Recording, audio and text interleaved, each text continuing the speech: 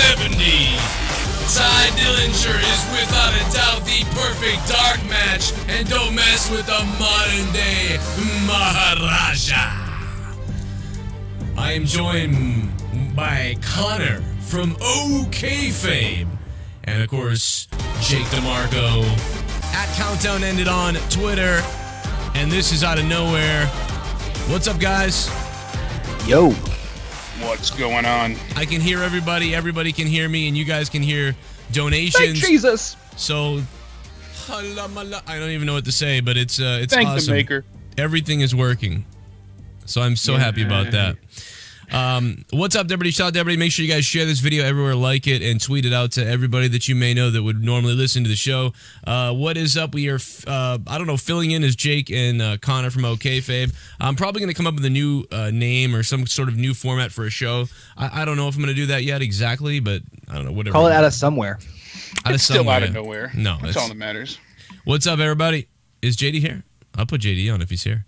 JD is here. Jake DeMarco. Casanova got it right. That's what it is, yeah. That's what it is. You are. JD is here. Last week he was unable to be here. He said, actually the other JD. I haven't talked to him this week, so I don't know. Maybe he could show up. Enzo Amore's first tweet since Big Cass turned heel. Yeah, he attacked Conor McGregor, I believe. Twice. What's going on with that? Is he going to show up and do? Don't you get the feeling that he's going to show up and work with Enzo Amore somehow or something? Why? Why would he do that? Like, why? Enzo can't even beat somebody regular on the roster, let alone Conor McGregor. Was he gonna fucking cry to him? Like, what the fuck? Yeah, it's a little odd, but what's he gonna do? Get knocked the hell out again? He said, Big Cass threw in the towel. I dried up a gangster tear with it, but I ain't throwing in the towel with the notorious MMA Conor McGregor. I got nothing to lose. And then he said, McGregor, you talk shit, and Floyd is going to knock it out of you. And if he doesn't, I will. So yeah, I don't get that. What are you gonna? He can't even beat up himself. I mean, like, I think that McGregor, after this, fight with Floyd, is going to be done with the UFC. He's getting $100 million win or lose for this fight. He's not going to go back to the UFC and fight for $1 million or $2 million. He's going to be done with it. All right, well, first, that was quick. They can hear him. There you go.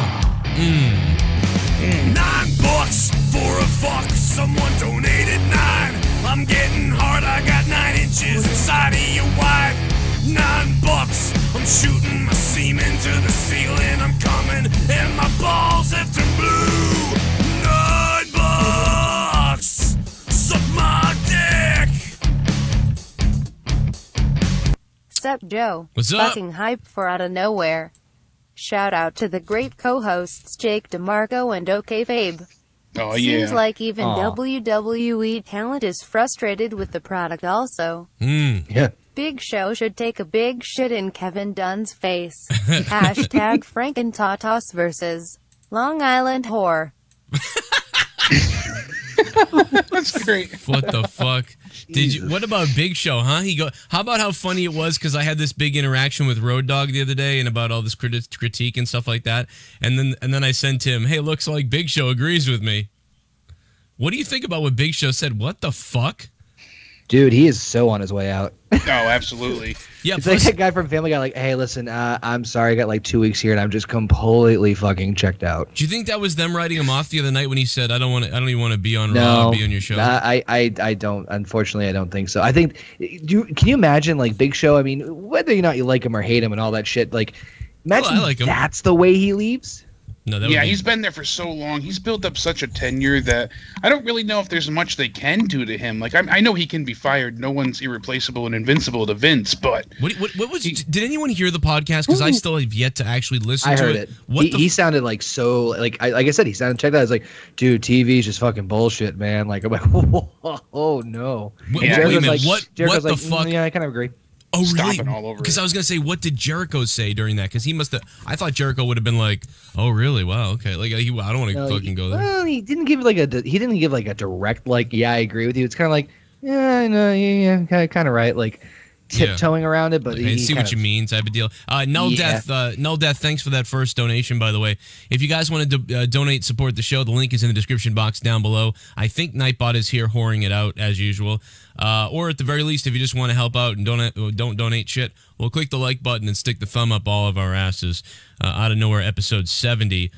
Tonight brought to you by the new podcast, Corrupted Podcast episode 4, now available for patrons on patreon.com/Joe Cronin Show. Also here with Connor from Kayfabe, so make sure you check out Connor from Kayfabe on his channel, youtube.com/OKFaber. So just an R on the end of Kayfabe, or just search Kayfabe and you'll find Connor.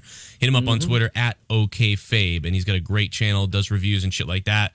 So if you listen to a bunch of reviews, add him to your list, add him to your playlist. You're going to love it. He's a good dude. Usually a fairly positive, fair outlook on things from Connor. So I think he gives retrospect on things that a lot of other people don't do. So like, if you're hardcore into me and maybe JD and maybe somebody else, I think you'll appreciate Connor if like the negativity is sometimes like too much. I think Connor, usually you're fairly fair and balanced. Like you'll criticize something without just destroying everything.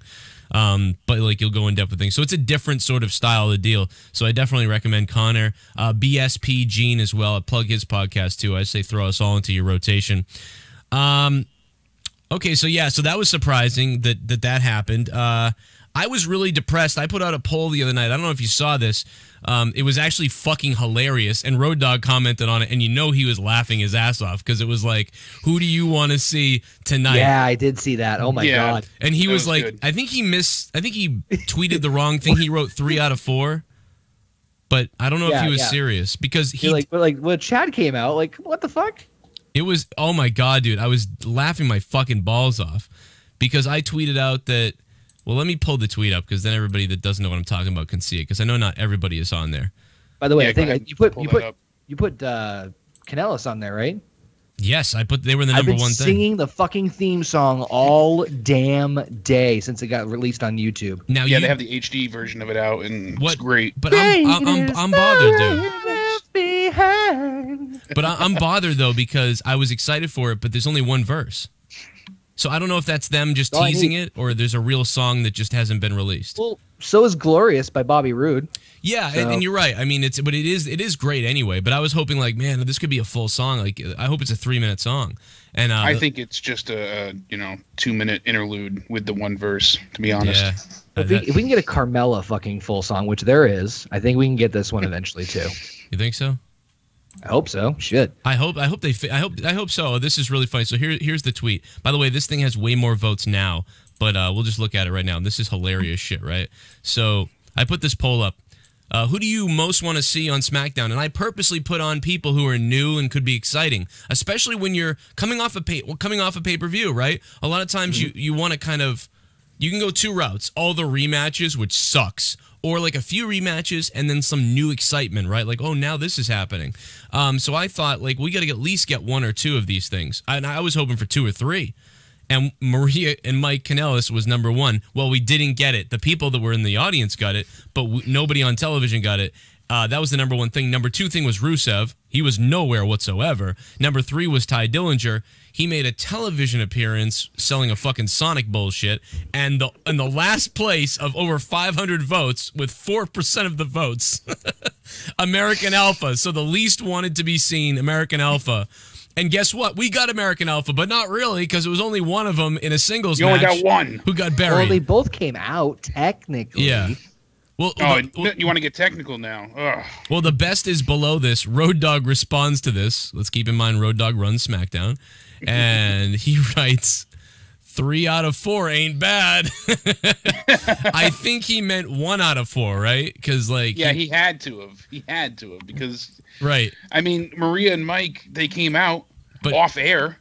Yeah, and Rusev wasn't there, and I think Dillinger was in the dark match as well. So, so maybe he meant it because I was thinking maybe he means it because like technically Maria did come out. And Ty Dillinger was on television, and American Alpha came out. So actually, you know what, Road Dogg? Yeah, he did mean 3 out of 4. But the problem is, not really, because we didn't see Maria on TV. So I don't know if he just doesn't know we didn't see Maria on TV. And Ty Dillinger, I don't count Ty Dillinger because he didn't have a match. Okay. Yeah, it was a fucking Sonic commercial. Yeah, I don't count that. I forgot about that because I only watched the highlights, and that's bullshit. For him to be in a Sonic commercial and considering him being on SmackDown, yeah, suck my ass. I will say it was so it's so funny because he'd been getting killed earlier. So when he saw this poll, he was like probably laughing when he typed this because he goes, well, I can't win with these people, and now this fucking chart is up there. You know, and Road Dogg was having it out the other day, you know, kind of basically calling some people smart marks in his own way. And he said how somebody posted about the Raw ratings going up, and you know, they had more viewers this week. So the viewership was up by almost 1 million. Yeah, because and of the pay-per-view. Road Dogg commented, yeah, you know, it was after the pay-per-view, and Road Dogg commented, oh, no one posts the positive. It's always the negative. And, well, one of the reasons is that, you know, the NBA Finals is over, obviously, so that's a huge part of their audience coming back. So there's the million that you lost out that were watching the NBA. Yeah. You know, but Al Snow, this is one of the things I wanted to bring up to both of you. He said to wrestling fans on Twitter, you enjoyed wrestling when you knew nothing about it. Go back to that and it will be fun again. Stop being a pseudo-expert. And it really rubbed me the wrong way. You know, we all enjoy talking about wrestling. We critique it, you know, but it's a passion for everyone that's obviously tuning into your show. It's something we all enjoy and we have an affinity for. It would be like telling people who criticize Game of Thrones or go over every bit of a Game of Thrones and say they should have done this and that, whatever, to be like, just enjoy the show or what, or go back. Like, there's no.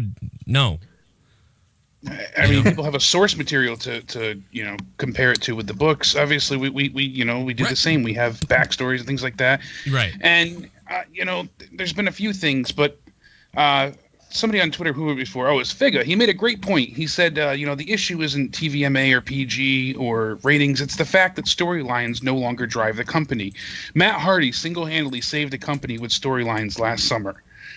And that really struck a chord, you know, it struck a nerve with me because he's right. He's absolutely right.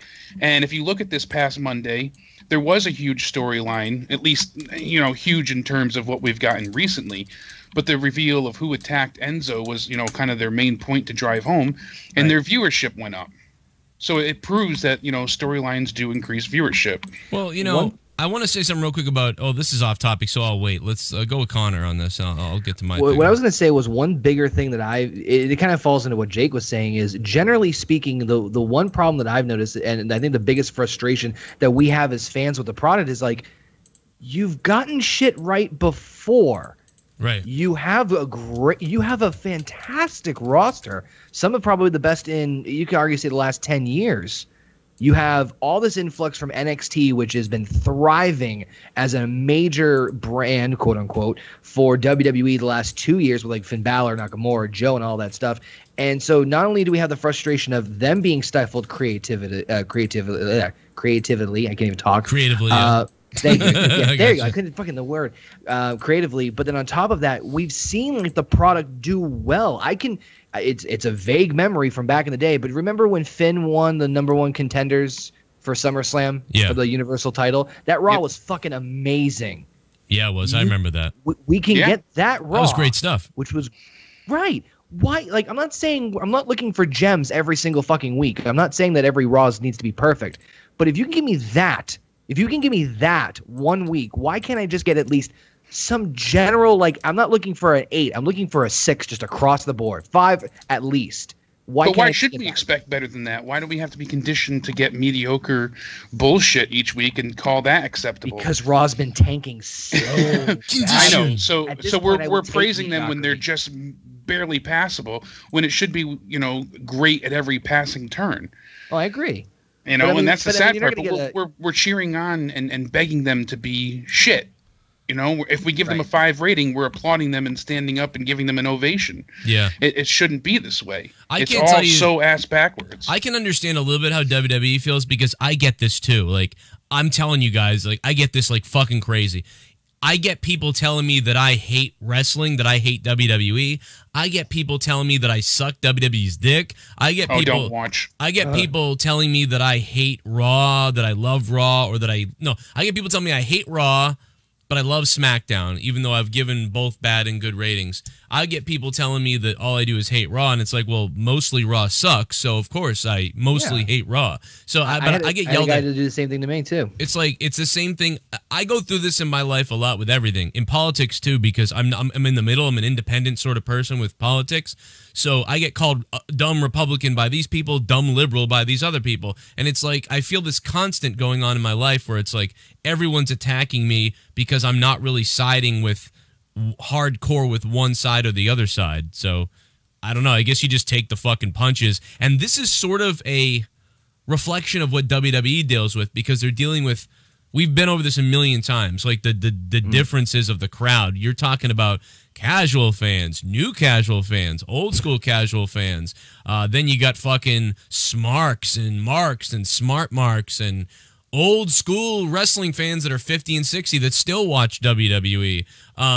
Then there's the hardcore attitude fans who continue to drop off, but many of them that still watch. Then you have the NXT crowd that likes that. Then you have the independent people who sort of chime into WWE once in a while. I mean, there's just multiple layers of audience, and this is why WWE passes the buck with the titles so much, as we know, because everything is sort of, you know, cookie cutter for them, because they have to play it safe and play hot potato with the belts to please every section of the audience. Like, okay, you know, nobody is selling #1 in merchandise, but we have this group of merchandise that moves for Owens, this group of merchandise that moves for Rollins, this group of merchandise that moves for Alexa Bliss, this group of merchandise that moves for Sasha, this group of merchandise that moves for Roman at an extra high rate, and John Cena still, and everybody. So it's like, what the fuck do we do? We have to sort of mini please everyone all over the place, and that leads to, like, you think the writers are on cocaine.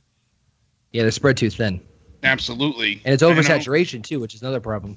Yeah, it's a huge problem. But I love talking about wrestling. I love analyzing it and critiquing it. And I don't hate on everything. You know, I praise things when they're good. But unfortunately, 9 times out of 10 lately, all we've gotten is bad. I don't want it to be this way. And as you pointed out, Connor, I've said it 100 times before. They have the most talented roster I believe they've had in the past decade right now. Hands down, absolutely. And everyone is so underutilized. And I'm not saying, oh, just push who I like, just push Finn Balor, just push. But things should change.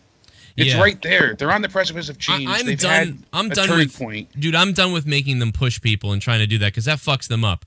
I just want good stories. I don't even give a shit. Just please make. That's why I was happy with Jinder. Right, exactly. It's different, at least. Yeah, exactly. Jinder's like decent. Like I sort of don't mind Jinder. He's not a very good wrestler, but he's exciting to watch when he's like last night's ending. I wanted to hate the ending, but I couldn't help it. I thought it was pretty cool. He like runs into the crowd and like it looks intense. And man, Orton was on fire. The crowd sort of was on fire, and you got to give it to him. I'm behind Jinder, and I was his harshest critic when he first, was going for the title. I couldn't get over the fact that he was a jobber turned #1 contender. And guess what? He somewhat won me over. His heel ways and everything he's accomplished so far, he gets that heat. You guys were right. It has worked. This experiment worked. But my big problem is, if you look at SmackDown last night, why would they not have restarted the women's ladder match if they just planned to do it all over again? Why would they not? I think they're backing off. I think they're back. It doesn't make sense. That's the problem. So many storylines, they either, oh, well, forget what happened last week. This is this week. There's no continuity. That continuity being missing makes everything almost unwatchable. I think Joe and I had the same thoughts on the Money in the Bank. Literally, like, it's funny because I didn't watch your review when I did mine, and I went back afterwards because you obviously do yours live. Yeah. And I went back and watched. And I'm like, you suggested the Fatal 4-Way where the winner faces Carmella for the briefcase, right? Right. I said the exact same thing. I'm like, because then you at least keep because now it's just like, hey, remember that thing that happened at the pay-per-view? Didn't fucking happen. Right. Exactly. And they're trying to rewrite history just due to fan outcry and backlash. And for what? Because some SJWs got their panties in a twist? Fuck you. If you want to decide to go somewhere, good or bad, stick with it. At least if you make a decision, stand behind it. Don't go ahead and back down just because. Hey, listen, we got 401 on the line. We're taking calls 339-226-6610. You guys can feel free to donate tonight as well. The link is in the description box down below.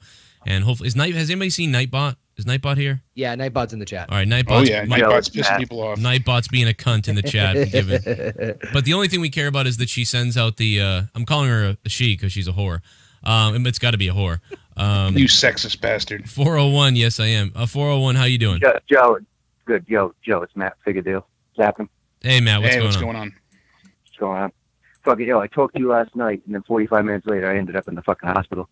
What the fuck? Why? Go figure. Jesus. Yeah, back and neck's all fucked up again. They wanted surgery, but they're like, the odds of surgery's not too good, so don't get it. Why does everybody everybody who calls my show always ends up with like horrible problems? Like their body gets contorted, they have neck problems, back problems, or well, I told you I'm freaking monetized.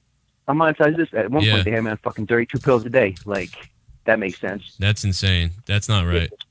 That is not right. No, not at all. Ken was like going on the whole spiel about like when his wife got sick and whatnot. They tried to do the same shit to her. Yeah, this is what I mean. They don't care. They just throw stuff out. Left. Every pill is like a sale. You know what I mean? Well, they'd rather mask the problem and try and hide the symptoms than get to the root of it and fix anything because, like you said, they get more money by the pharmaceutical system being propped up. The champ is the champ is the champ is WWE wrestling right now is just super depressing. Yep. They sometimes have good matches. But you guys are right about storylines not being the driving force. Honestly, the best wrestling to watch is New Japan. Yeah. G1 special in LA on July 1st BTW. Hell yeah, man. Hashtag fucku, hashtag NJape. Thanks, just call me Luke. It sounded like you said Jap. No, just call me Luke. Yo. Thanks for the donation, man. $22, the new 2222 donation that isn't even on the list yet. Look at John Cena's mouth. I tried to get Al. I just saw the I tried to get Al Snow on the fucking on the show. Yeah, I know you did figure. I saw that. You know, I reached out to Al Snow because Al Snow knows me and Jay. At least knows me because during WrestleCon, Al Snow was walking by, and when we were podcasting, the booth had speakers. So that's why, like, Colt Cabana came over. We had tons of wrestlers coming over and banging on the door and saying hi. And Al Snow was walking by, and I saw his T-shirt, and I noticed it was his wrestling school. So as Al Snow was walking by, I just started cutting a promo on his wrestling school. And I was like, by the way, I got to tell you guys about this amazing wrestling school, Al Snow. And then I went down the whole academy, and I gave the number out, and I read it all off his fucking T-shirt. And then he was like, he came by, and he gave a big smile and a big thumbs up and like a very, hey, thank you very, very much and whatever. And then he was, the rest of the day, he was cool. So I think he would remember and come on the show. I simply said it has, this slightly has something to do with it, but separate PG versus TVMA. The problem is the storylines. And I said, look at somebody like Matt Hardy. He carried TNA for a fucking year. Now, yeah, I brought up guys in the back before. Yeah, it's true. Other guys in the back I get it, but I've said this before. Like they don't need to go TV 14. But my problem is, I feel like it's the storylines. But I don't think that it's going to get any better. And thanks, Matt, for the call. I don't think it's going to get any better because look at the Bayley storyline that's apparently coming out. They're apparently going to do a storyline with Bayley where she's never been fucking kissed. Are you kidding me? WWE and mainly the powers that be have too much ego, too much pride. Giving time to guys like Goldust, who has been great actually, and R-Truth is unacceptable. Giving 5 minutes to your women division is unacceptable. Not retreating to be edgy is unacceptable. Right. Absolutely. JD Venom, thanks, man, for the donation, $5.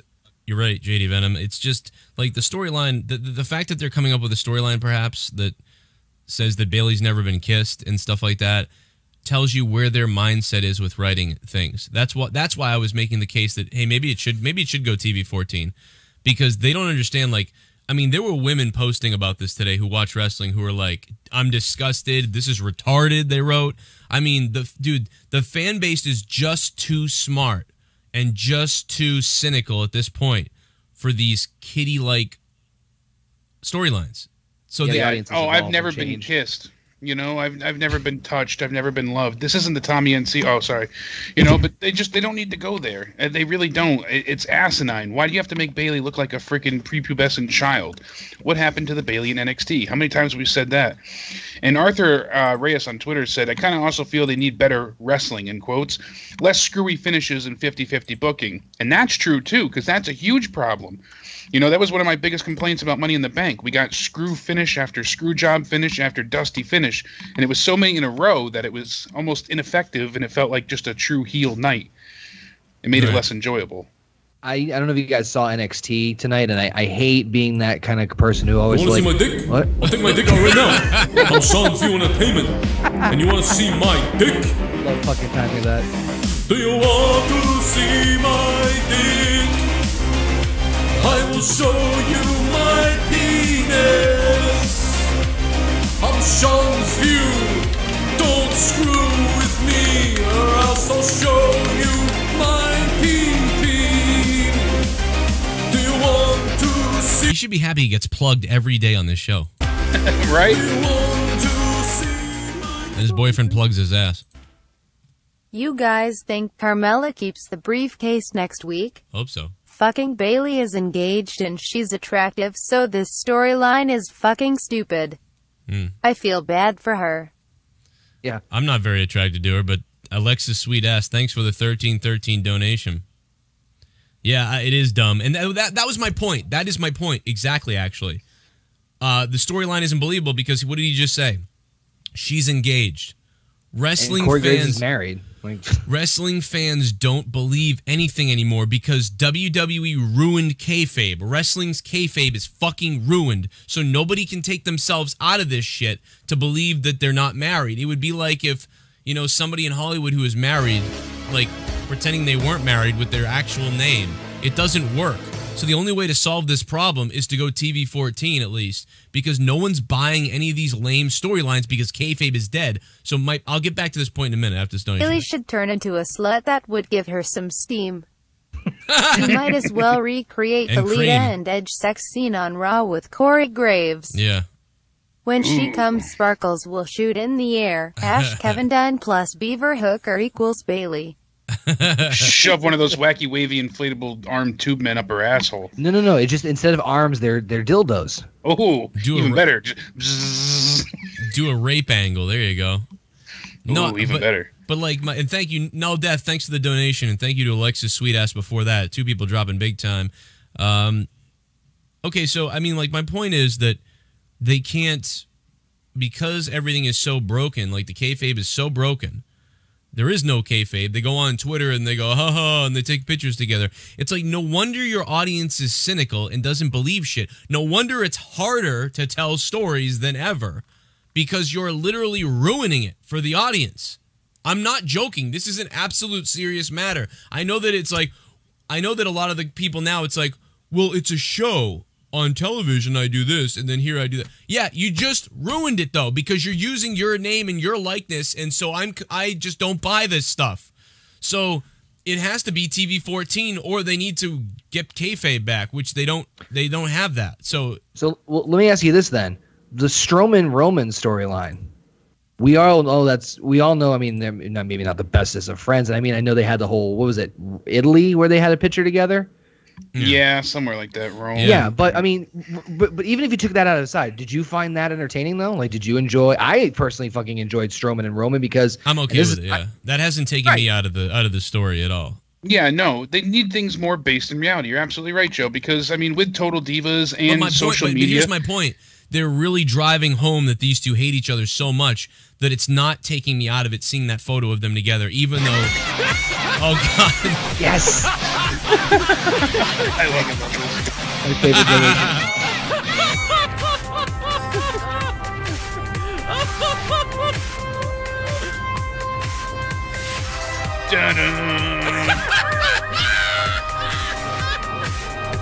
The WWE has totally destroyed the women's division. Yep. So much for the women's revolution. They might as well go back to calling them divas and bring back that stupid-ass butterfly. Well, they're doing the same shit they did 3 years ago. Nothing has changed. Yeah, they have world-class like wrestlers in there, and they're garbage. Justin McNeil, thanks for the $33. Justin McNeil with the Peacock Charlotte donation. Yeah, you look at it, and it's just a joke. And shout out to Justin McNeil. He's dropped over $50 tonight so far. Thank you, Justin. It's what do they get? 4%? That website broke it down that they got 4% of the Raw. So you're talking about 3 hours and 17 minutes, and you were able to work the women into 8 minutes of the show.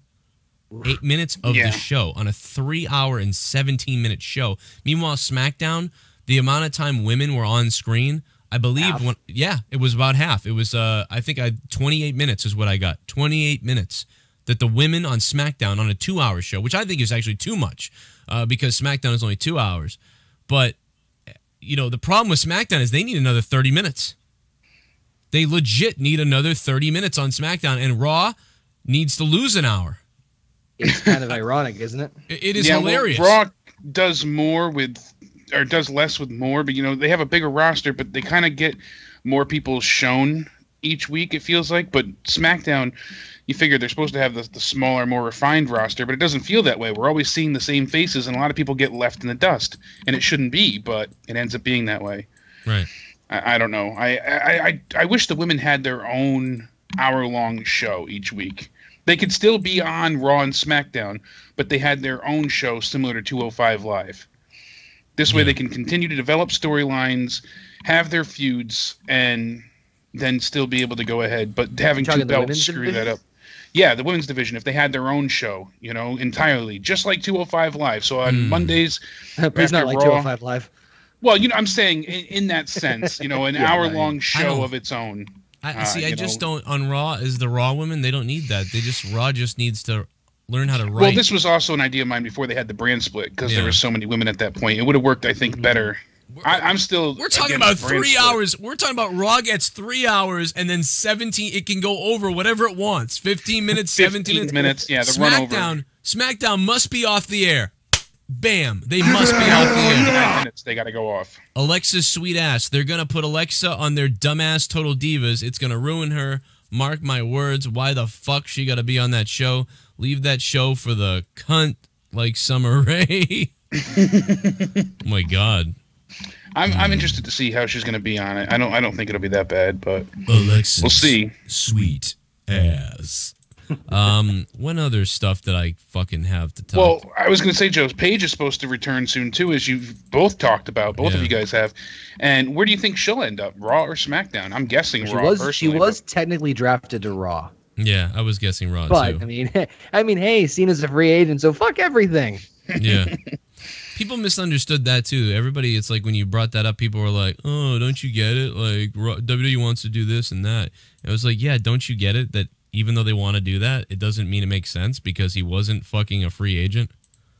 And exactly. All they had to do was justify. Yeah, all they had to do was justify or you know, explain something. Dude, I said it. All they had to do was have a 30-second thing where like Shane McMahon's on the phone screaming like, "This is bullshit," or like, "This is BS," and you know it. And whatever else we had first. Universal Championship. Oh, that looks the same as. Oh, give me a freaking break. Hey guys, do you think Cody will become both Raw and IWGP Heavyweight Champion within next 2 weekends? I hope that he does. G1 Climax is going to be awesome with Okada Omega first. Time for Zack Sabre Jr. and returning Kota Ibushi. Ronald Hollick, thank you so much for the 555. Yeah, dude, I'm hoping that I catch this one in the full show. A lot of the New Japan stuff, I always catch like, all right, now I'll watch this match, now I'll watch that match, and then I kind of don't end up doing a review on it. But I hope I catch this one all in one, and it'd be interesting if Cody does capture that shit. And they're going to be here in Massachusetts, and what is it? When's the show, Connor? Saturday. This is Saturday. This Saturday. No, I'm sorry. Excuse me. Friday night. It's 23rd. It's Friday night, and it's. Oh no, you're right. Yeah, it's a big ring. Yeah. It's a big Ring of Honor show, and Daniels versus Rhodes for the Ring of Honor title. Fuck. I don't think I was supposed to go, and I don't think I'm going to make it. And the reason I can't make it is because for some reason we have bad luck with Monetize This on Saturday nights, and Monetize This like funds my show pretty much usually, so I can't be like, I'm going to Ring of Honor. I'm gonna miss out on my paycheck for the entire week because that is the night that everybody drops bombs and donations and we have a party and shit. So I don't believe I'm gonna make it, even though I was supposed to go and hang out with people and have a party, and I had good seats, and I know a lot of people that are going, and we're gonna hang out with Cody. Whatever. But shit happens. But so I'll be here doing Monetize This, I believe. So, but I'll probably watch it, I think, and then maybe we'll do a review / monetize this, so it will also have some ROH with it. So look forward to that, and I'll let you know going forward. I know there's some listeners who are going to meet me there and shit like that, so I don't fucking know. But the next night, I think they're doing TV taping, so maybe I'll go to that instead. There you go. I think it's the next night. Swap it out. You going to the TV I think tapings? that's what I was reading. I was just reading it before. I'm trying to look back now. I think they have TV either this Saturday or next Saturday. I think it's the day after, yeah. Yeah, they usually do it the day after.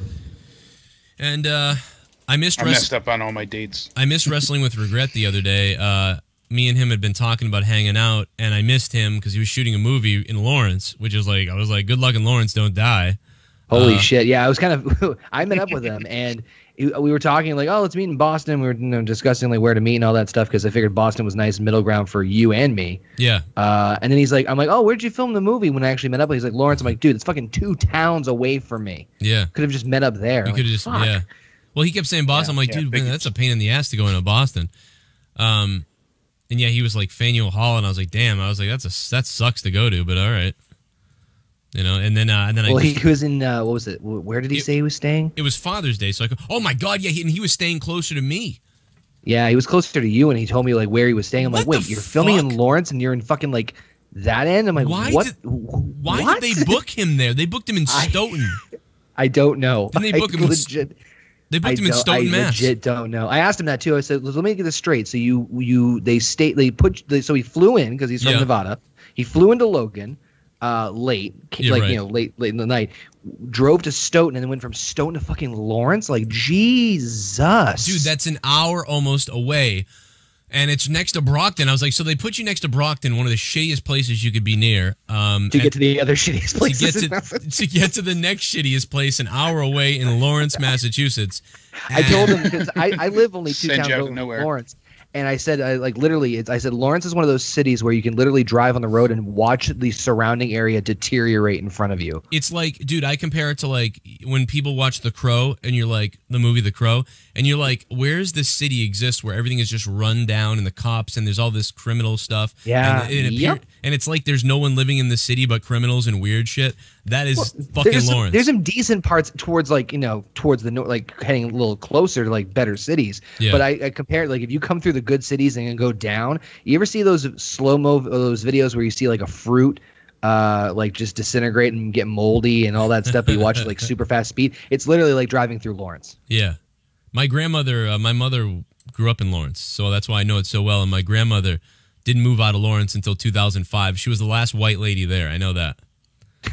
But like, I can believe that. There was Spanish-speaking people around the house that didn't even speak English, and they were just like, they would say like, "Hello, Mrs." And then they'd be like, then they would just talk in Spanish, and she's like, "Yeah, they don't know English, you know."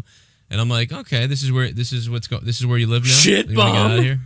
Another big issue that I have been saying for years is that how WWE is very inconsistent with on how they want to be viewed. You can't have the proposed storyline with Bayley, but have Lesnar and Joe wanting to kill each other. Either be real or fake, not both. Yeah, they are inconsistent. They go back and forth with stuff, and Vince's, theory that fans have fucking short-term memories. Yes, it's true. It's got to be true because they think we're retarded, and that's basically it. They think we're. I guess maybe that's the general part, is that we all feel like our intelligence is getting insulted at this point, which is pretty ironic considering what he said right before the cuts of the Attitude Era. We personally feel you're worried about having your intelligence sorted. Just give it like 10 years and you'll. Well, be that's doing what's it all hilarious over again. is you go back to that whole speech with McMahon when they went Attitude Era and like, we frankly think you're tired of your intelligence being. It's like that's shit bomb. Exactly what's happening now. Bray Yeah, where's Wyatt that and nowadays? JoJo versus Paige and Brad Maddox versus Seth and Chick, who leaked his dick pics at SummerSlam. That'd be great. The neck pimple, by the way. Remember that SummerSlam neck pimple bastard? Oh God! Holy shit! Money in the Bank. He had one fuck of a neck pimple. I'll tell you that. That thing was. They had a pimple on top of a pimple, for Christ's sakes. Thank you to JD Venom and the neck pimple for dropping $5 and becoming $5 shit bums. Jake, you look like something might be on your mind. What's up? Maybe. I was also going to bring up the fact of they like you said, they're constantly insulting your intelligence. Well, you can't have 2 power couples on WWE shows. So Maria and Mike coming in, that's why the Miz and Maurice are splitting up. And I really like the Miz and Maurice together. I enjoyed them. Everything they've done, I think, is that really why, though? You think that's really why? No, it's been reported by Dave Meltzer and a few others. The Miz was forced to add both men to his entourage, being Curtis and Bo Dallas, because of the recent signing of Mike and Maria Kanellis to SmackDown. Oh, my God. The gimmick for the new signing seems very familiar to the It couple, and they don't want two It couples on, one couple on each show. But they're on different shows. they're making it doesn't matter. It doesn't matter to WWE creative teams. They're making Miz and Maurice split apart. And once I heard this, I was like, "Fuck! What? Why?" Oh my God, dude! But wait a minute, we've already got Jinder. But we've already got Jinder Mahal with 2 goons. So what's the difference? Now you've got a guy with 2 goons on Raw. Fucking kidding me? The fuck is the difference? So it's going to make the same correlation. If anything, that fucking at least makes some sort of like dream match. How much? Maurice wants to WrestleMania. Maurice wants to kill Maria. Couples, Miz and Maurice again. What the fuck are they think? Oh my God, the crack there must be fantastic. I gotta say that Maria versus Miz and Maurice would be excellent. The crowd was good, but you think that? I can't believe. So we're not going to see Maurice again. She's going to be disappearing. She'll still be on Total Divas, but it says right now that the whole thing seems like I like the idea of adding Bo and Curtis, but they're casting her out. They're going to send her backstage. Oh my God, dude! We're too negative, guys. That's fine. Maurice wants to fight Maria now. Probably. She's probably pissed. Yeah, I wouldn't doubt it. She fought so hard to come back, and now Maria comes back and see ya. It doesn't make any sense. Hey, 414, what's up? Oh, we lost 414. I'm sorry. He was. But lost the call. The call was also. Here. Rusev is in action this upcoming weekend. He's going to be in Bakersfield, California in a triple threat with Owens and Nakamura. So that's a hell of a match to catch in Bakersfield, California. Ooh. Would love to see that on TV. Nakamura, Owens, and Rusev. My God, that sounds badass. I just want to let you know that the Iron Sheik, who sent me this, we used to read the Iron Sheik's tweets on the show, which was always pretty funny, but Kadima at Nefesh, it's Nefesh who sent this to me on Twitter. Sheik tweeted out, Nickelback, fuck you, jabroni. Never ever fuck with Slipknot or I break your fucking 5-cent neck. Fuck with Slipknot, that's great. Can you picture Sheik listening to Slipknot, fucking jamming out? I don't know why that happened. And the rain will kill us all. What the fuck did Nickelback say about Slipknot? What did Nickelback do to piss off the Iron Sheik? God knows. They talk shit about Slipknot. Doesn't like Canadian contemporary rock. No one likes Nickelback, but Jesus. I like how the thumbnail for tonight's show, I made it just an empty fucking Out of Nowhere stage, like the old Out of Nowhere logo. It's kind of funny. You're just missing the question mark. Yep. Okay, let's take another phone call. It might be there this time, maybe. 210, you're live on Out of Nowhere. What's up? What's going on, Joe? How y'all guys doing? How you doing, man? What's up? Doing good. I want to get your thoughts on this because I was on Facebook and it said, according to Wrestling Observer, it's what I heard. I don't know if it's true. They're planning to have the Undertaker Roman Reigns rematch tonight, at SummerSlam. But splitting up Miz and Maurice is retarded. Let me see. So they're planning to have what at SummerSlam? The Undertaker Roman Reigns rematch. I really can't believe that's going to happen. No, I think that was they may shot plan down. it. I don't know. That was only shot rumored down. because of the Facebook picture that came up with the Undertaker's hat and jacket on top of the casket. That was only used for the 2K18 commerciul. They literally just pushed that casket off and set it on fire or some shit in the commercial. Taker just had hip surgery, so I don't. I do not think there's double hip surgery. That's right. Yeah. If they do this is I'm not gonna watch this anymore. This is bullshit. If they do this, I'm done. Wow, you cannot have Undertaker come back after recent hip surgery and retiring at WrestleMania. No, after that match, no way in hell. Fuck that. No, he's gonna be in worse shape than he was at Mania now. So no way he comes back. They're not gonna do that. No. Vince said that some people that have hip replacement surgery, we've seen it in the past too, come back rejuvenated and ready to go. But I don't think the Undertaker wants to come back anyways. No, I guess him taking off his hat and his gear in the ring was a decision all of his own. At least that's what I've read many times, that Vince didn't know that he planned it, but that was his way of like really absolutely retiring. Yeah, I feel like how else could you interpret that? You know what I mean? I feel like they knew he was doing. Vince knew they were doing whatever. Well, he had said to Vince that this was going to be his last one, but I guess that was his way of telling Vince, like, I'm definitely because he said right after it, you'll never see the character the Undertaker again. Well, he might have said to Vince too, like, I don't know, if I'm done at the end of this match, I'll let you know. I'm going to be doing something in the ring, so keep the cameras rolling. And if not, you know, I'll leave normal or something. I don't know, but they had a whole thing planned where he goes back down and stuff. Like it was all planned out. I mean, I gotta think. Here's the donation. Shit bomb. Had my last smoke tonight, but splitting up Miz and Maurice is retarded. I wanted Miz and Maurice feud with a babyface Mike and Maria. They could even mix in a SmackDown versus Raw angle. At this point, I'm thinking of doing red letter media like reviews of WWE. Jonathan McLeod, that'd be a great idea because they do a great job and they have a great format of reviewing. I've thought about that myself too, Jonathan. But they're good. Red letter media is the shit. If people don't watch red letter media, they're amazing. And Mr. Plinkett will fuck you in the ass. But no, seriously, I could see if this was a temporary break for a little while. If they did that just to like sort of make sure that Maria and Mike get over, and it was like a 4-week, 5-week break for Maurice and Miz, I'm game with that. I would understand that. Yeah, that would be okay. Right. That's gonna be Kane, and I'm donating.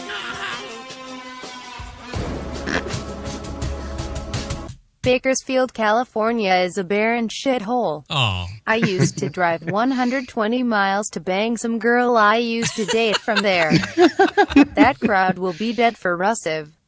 Also splitting Miz and Maurice's idiotic cash WWE storylines are dead at Bayley's career.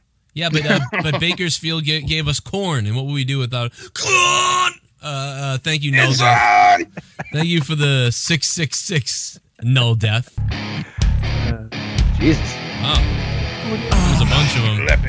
I said the other part that pisses me off is the $9 for a fuck. Someone donated 9. I'm getting hard. I got 9 inches inside of your wife. $9. I'm shooting my semen to the ceiling. I'm coming and my balls have turned blue. $9. Suck my dick. Dick.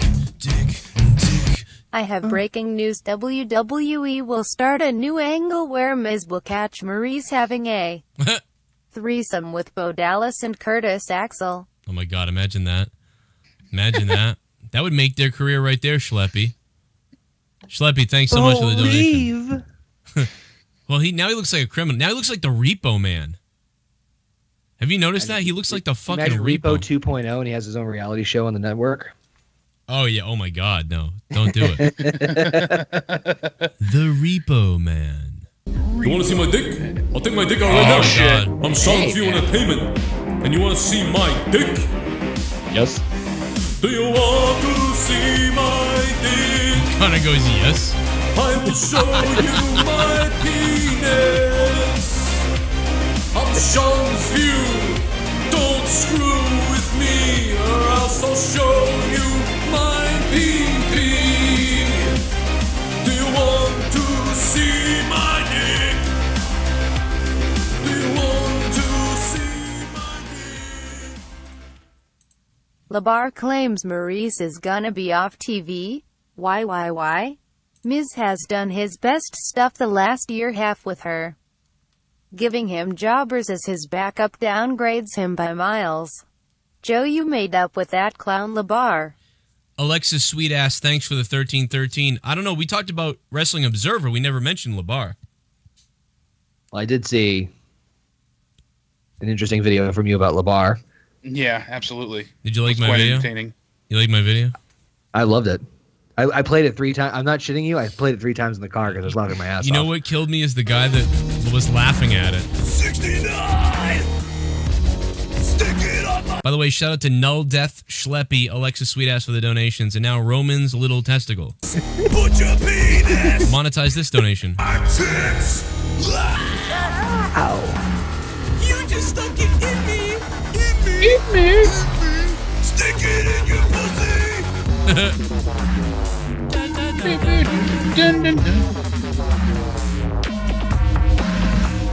Yummy, yummy, yummy. I love when Vince McMahon rubs my tummy. Yummy, yummy, yummy. My tummy is Oh my excited. God. Kevin Dunn isn't clean up yummy. Wow. Roman's Little Testicle, thank you for that. He doesn't clean up yummy. Yeah, I'm ready for monetize this Friday. That's going to be big time. Take over, Jake and Connor. I got to just fix something real quick. Hold on a second. I got to pee. Absolutely. The Undertaker's daughter chimed in the other night. Michelle McCool posted on Instagram saying that her daughter said, all you have to do, she's a young girl. I'm guessing she's, 5 to 7 in that range. She said, next time, Dad, just punch him in the face, kick him between the eyes, use your muscles, hold him down, and count to 3. If he tries to move, just push him back down. Seriously, that's all you have to do. Okay, Dad? Hashtag just like that. I thought that was pretty, funny. Like, if only he did that at WrestleMania, Right, and that was the only thing that was that could have saved your streak, Dad. That could have really, that would have saved you entirely. Another thing I found funny, I don't know if you caught this, but Baron Corbin had quite a bit of trolls coming in and attacking him after he won the Money in the Bank ladder match.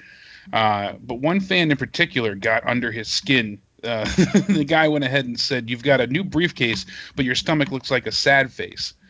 And Baron, that really struck a nerve with him because he went ahead and he said, trust me, your girl is fine with it. She keeps sending me DMs. Let her know I am out of her league. She just has to settle with you. So he got real personal there. I thought that was a nice little juicy comeback. Corbin. I love Corbin. I'm happy he won. He was my pick for the night. Who did you want to win, out of curiosity? Him. Oh, you did want Baron Corbin. Yeah, I did, because realistically, every single one of them, with the exception of Ziggler, would have been fine losing.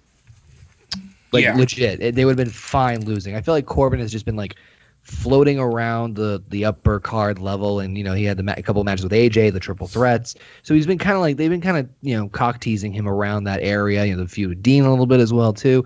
And so I felt this would be just the thing to push him up and over. I think Nakamura would have been cool. I think AJ didn't need it. I think Kevin needed it. I think Corbin was the one who really needed it. And so and honestly, one of the highlights of SmackDown last night was him just coming out, being a dick, walking around the ring, and then just leaving. I thought that was absolutely fucking hilarious.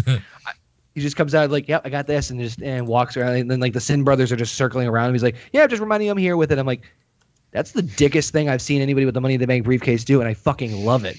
It was great. It was absolutely perfect. I like the character that he has. He is a very good wrestler. I enjoy him in the ring. I enjoy his promos. He's gotten better over time too. So I'm curious to see where he goes with it and when he'll cash in. I'm thinking that Cena will take the title and then he'll try and cash in with Cena. I think that's when we'll see it happen. Probably. I think in the fall. I don't think it's going to happen at SummerSlam. No, I think SummerSlam is going to be reserved for the women's Money in the Bank cash in. Honestly, I think he's going to hold it all the way until right before, a couple months before Mania. So, look who it is. Oh, he is. Turn the cameras off. The perfect dark match. Dillinger. What's up, Joe, Jake, and Connor? What's up? I went to Sonic tonight for dinner. The lady over there asked what I wanted. I said, the perfect dark shake. She just said, what? So I just ordered lol. A black guy fucked you? Oh, wait, Khalil Bama is... Oh, no, I don't know. Khalil, thank you so much for the perfect 10 donation. At least we saw Ty Dillinger here. Imagine if you just went up to Sonic and can I help you? And then you just did the 10. Sir, I don't know what. Do you want the number 10? You need to speak. I can't understand what you're saying. I want you the just perfect. Keep flashing the 10. Tell him I want the perfect just over 10. And over. Give me the fucking perfect 10. What do you? I know you're hiding him back here. You've abducted him with your horrible Sonic commercials. Sir, what are you talking about? Ty Dillinger, give him back to me. Like that image that's going around, life's greatest mysteries. You see Stonehenge, you see, all these different conspiracy theories, and it's like you see Ty in the ring, and it's like, where's Ty? I laugh every time I see that. Joe, I don't know if you caught this yet. I might have missed it, but in a recent interview with Sports Illustrated, Daniel Bryan revealed that he's working towards a potential in-ring return. Yeah, but how? I mean, isn't he having convulsions and all these things? Like, I mean, what? I still say that was some type of not bullshit line, but he made it sound worse than it actually was. On purpose? The exact quote here said, "I'm working on it. Wrestling is more of a creative outlet, and especially for somebody like me, I view it as my creative outlet. Not all WWE superstars and not all wrestlers view it that way, but that's how I view it, and that's one of the ways my mind works creatively.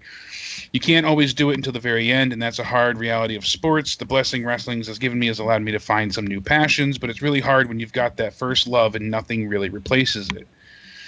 So he just continually drops those little itty bitty hints saying, "I'm working on it, you know, I'm trying, I'm training, you know, little things, and I'm still working out." Wow. I don't think he's gonna wrestle in WWE. No. My name is Kane and I'm donating. He's going to Impact. Oh God. Baron Corbin has been one of my favorite heels since NXT, but don't you guys think his hair looks like a wet mop soaked in oil? Since WWE is using talent for commercials, they should use Corbin for those Basley hair growth commercials. Yeah, Baron Angie Corbin's... carries it in the briefcase. Thank you. Oh yeah, he pulls it out there. No death, thanks, man. Yeah, that'd be great. Hey, take a look at this. Ready? I got something for you. This is from the other day. We got Enzo Amore here. I got a great, great the Enzo amount of Amore. memes I've seen from this is fucking hilarious. Oh yeah. Well, here's the newest one. You're in the room. How you doing? My name is Enzo Amore, and I have a giant ass tear rolling down my face, and you can't teach that. And this right here, well, this is Big Cass. Hey, oh, fuck. Oh, no. Oh, Big Cass. Oh, fuck. Fucking awesome. I lost my mind. That SmackDown review I did last night was out of my mind. I don't know. I was like I think I was so sick of wrestling at that point that I just freaked out. You titled it "Shoot Me in the Head," so I knew you were not in the best place. Yeah, if I had titled it something more wrestling like, it would have probably got more views, but it only got 7,200 views because I titled it "Shoot Me in the Head." But it pushed you over the edge at that point. I didn't give a shit. They had Mike and Maria off, live TV. They had Ty drinking a fucking milkshake. I don't get it. I don't get it. Rusev still has yet to return. He didn't even drink the milkshake. He just said they were both 10 and walked off camera. Ridiculous. Fun fact, I don't know if you guys saw this. I actually got to give someone on Twitter just sent this to me. Rostafa101 over on Twitter just sent me an update Rostafa. on. Yeah, he just sent me an update on Bray Wyatt and his divorce proceedings. Apparently, I just opened that right as you brought that up. I literally just pulled it up too. That's great. Yeah. Talk about it. I got the article here. Yeah, so apparently his wife has filed for exclusive use and possession of residence, which would prevent Bray from stepping foot at their home. Wow. Yeah. There's a lot of things here. That's bizarre. And then they also posted that big long thing that I read on the other day on the preview and prediction show from Money in the Bank, where she talked about hating him. Being Ms. Money in the Bank. Wow. I am coming back Tuesday and being Miss Miz and being Miss Money in the Bank. Alexa's sweet ass. Thank you. Was 1919 originally a donation? I don't think so. He donated in 1919 and nothing popped up. EVA Marie Sucks Cock. What? Why didn't it play? I don't know. I thought it was 1999. I think it's 1999. Yeah. EVA Marie Sucks Cock. Sorry. I should play it for him. Alexa's sweet ass. Thanks for the 1919. I don't know if you meant to do that, but it didn't work out. Let me play it for him though. Jesus. Anyway, could have just wanted to donate that amount. Maybe. Anyway, what else you got on this? What do you think? I mean, he's fucked. I mean, it's only temporary, but still, it sucks. Well, I mean, he kind of one word, alimony. He kind of sucks, doesn't he?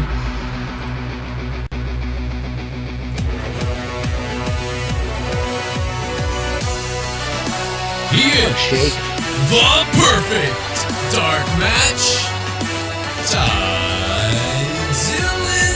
Dillinger. WWE will be creating a new match where 10 wrestlers will have to go out and find Ty Dillinger, and whoever finds him wins the all-new hide-and-seek trophy. Where's Waldo? Ooh, I like that. The Dillinger Oh, Where's Invitation. Waldo match. A Where's Waldo match. Oh, that's what somebody should have done. Photoshopped him wearing a Where's Waldo shirt, like in the book and everything. It's gonna happen. Now that you said that, it's gonna fucking happen. That's a great idea. $19.99. Yeah, that's the donation. I'm gonna play it. EVA Marie Sucks Hey, there we go. EVA Marie Sucks car. EVA Marie Sucks car. It says $21, but it's actually $19.99. EVA Marie Sucks car. This is a test donation for $1. For $1. It's 21. Dollar. Speaking of dollar, Stowe Code Steve Boston said Chad from Nickelback buried Slipknot, and Stone Sour said Corey talked shit in interviews over the years. He called Stone Sour Nickelback Light. Oh. Yeah, Wow. fucking right, bro. Nickelback is the Nickelback is Nickelback Dyke. Yeah, exactly. What Talk the about fuck? shit music. I mean, Nickelback. Talk about having is- 2 chords and the same progression. Are they the ones that the fucking like? Look at this photograph. Is that Yep. them? Yeah. Oh my god. Look at this graph. Look at this graph. Yeah, I was just gonna say that. Look at this graph. So stupid. Oh my It's- god. Still makes me laugh every time I see I that. know. Me too. Look at this graph. Oh Jesus Christ. Oh fuck. I fucking lost it, bro. Fucking Nickelback. You fucking cunts. They are a bunch of fucking useless cunts.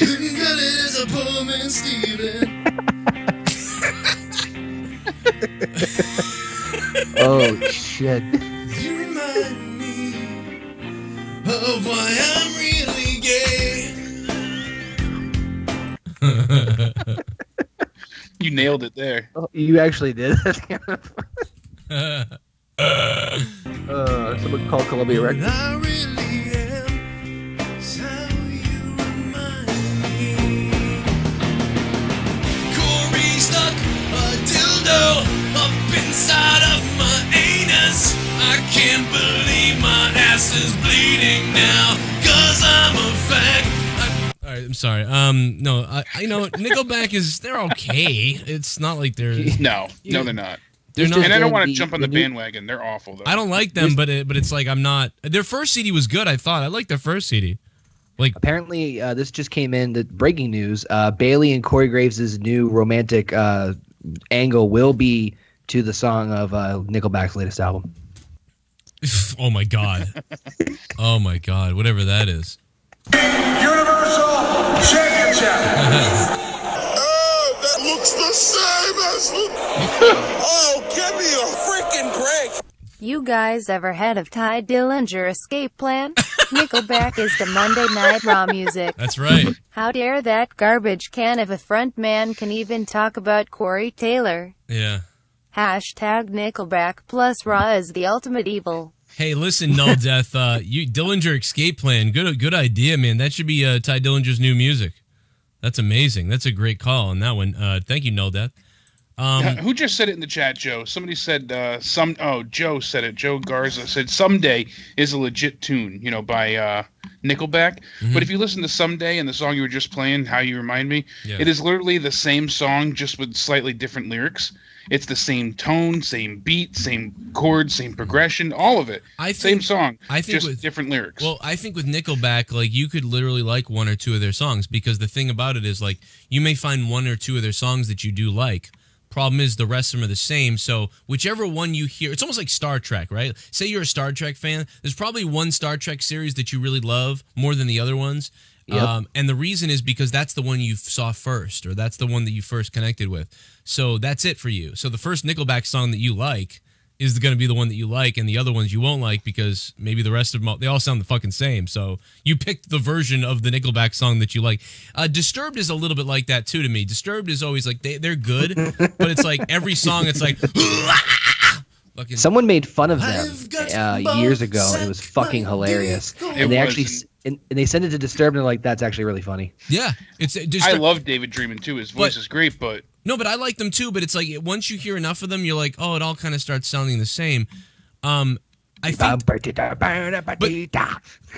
like Disturbed is not capable of making a story album. Like you can't listen from the beginning to the end and think what a story they just took me on. It just sounds like a bunch of awesome singles together.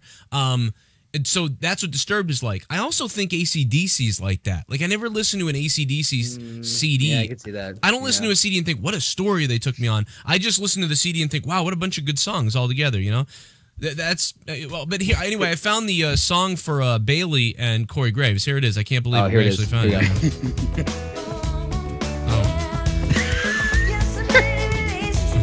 Holy shit!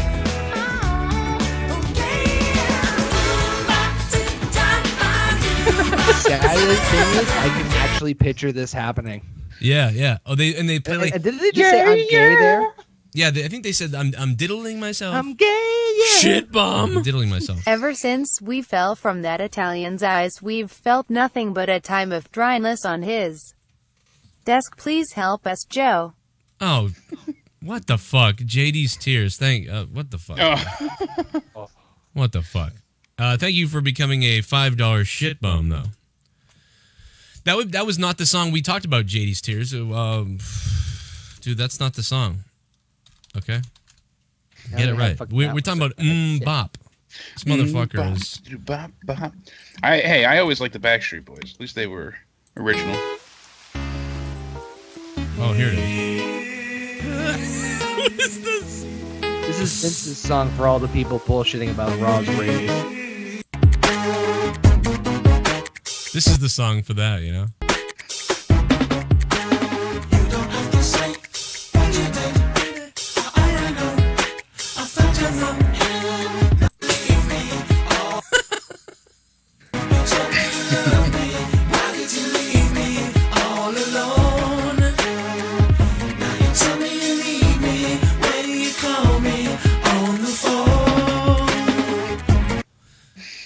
Cry me a river. Yeah. River.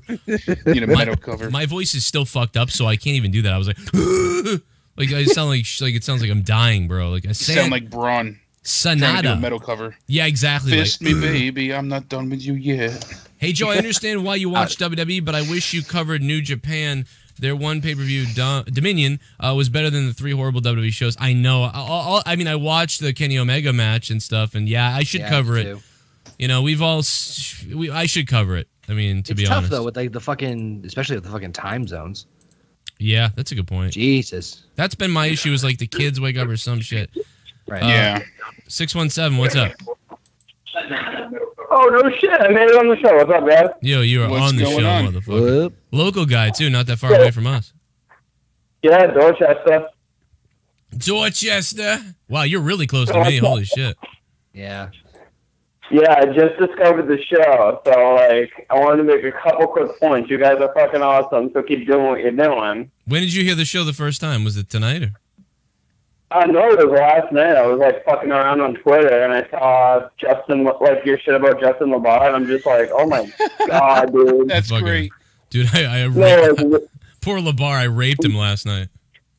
Oh, legit. Did you even, like, end up going on his show? Because I didn't see anything about that. Not yet. He's invited me over there. Apparently that guy from WrestleZone doesn't want me on the show, but fuck him. I'll chop his dick off. It's not going to happen, Joe. Oh, what's his name? Josh, whatever the fuck? Yeah, something Baha'i or Bahi or something. I don't fucking know. He's a transcriber. I asked him if he could transcribe this. You are a homo. Did he do it? Suck my dick. We're gonna fucking abduct him and bring him over to Morrissey Boulevard, and then we're gonna fucking step on his balls. Dude, maybe we can have a fucking. Maybe we can go to SmackDown Live and have a dark match with Ty Dillinger.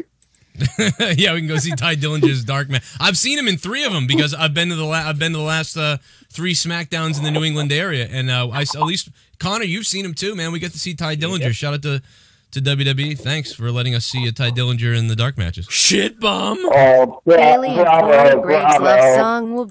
Well, let me play this donation. Let me see this. Hold on a second. It has a really romantic theme like most of their songs. Cannibal Corpse. # welcome Virgin Caller to the greatest podcast that is the Joe Cronin Show. Wow. Fuck yeah. Thank you, Null Death, for just fucking unbelievably over promoting us, I guess. Null Death, thanks. Anyway, back to the Dorchester man. What's up, Dorchester? Yeah, so fucking, like, Justin LeBar, like, that dude's been around since I was, like, 12 years old, dude. I'm 27 now. Like, you'd think he'd, like, find, like, a real, actual job. But I think he's too busy at home, probably still masturbating to John Cena posters or something. I don't know. Well, whatever the fuck he does in his spare time. I just know that I get more views than LeBar. That's all I know. Horny, happy fucking birthday! Oh, here we go. Oh my god, so fucking horny! Oh my god, so horny! Oh my god, so horny! Happy birthday! Oh, honey, honey, honey! Donation, donation, time, time! Put it in my round bum!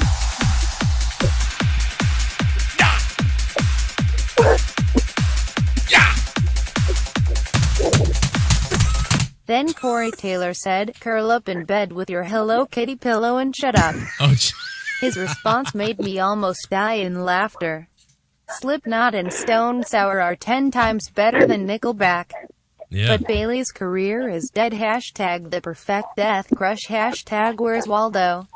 Oh, just call me Luke. Thanks for the $16. Stowe Coast D Boston says SmackDown gave me herpes on my dick. What? I said my dick. What? I don't know what the fuck that means. Thank you, Stoko. Yeah. I put my what? LeBar's like, I put my penis into his ass. It's the only thing that makes me feel like a guy with a dick inside. I push my balls inside. That's how it goes. Anyway, Dorchester, what else? Anything else, man, real quick, or what?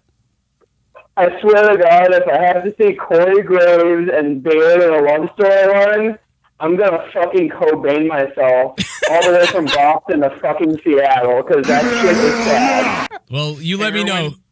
Bailey's probably getting fucking railed by like whoever she's dating or married to or whatever. Like, there's no innocence there. Are you shitting me?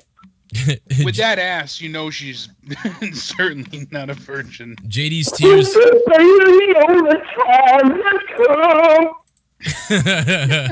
I love this dude. I love that this guy's like 15 minutes away from me. Like, that's hilarious. All right, Dorchester, I'm gonna let you go, man. All right, man. Find me on Twitter, Axel Mills. Have a good night, guys. All right, baby. Let's go suntanning on Wollaston Beach. Bye-bye. Oh, there you go. Yeah, Balls out. Do that, Joe. Sunscreen. No, I don't want to do that. I don't want to go there. Oh my God. You know what I noticed about that beach is like, what the fuck, bro? Like, so they put up flags in the summertime. Yep. So when the water is good, they put up a blue flag. Like, you can go swimming, it's a blue flag.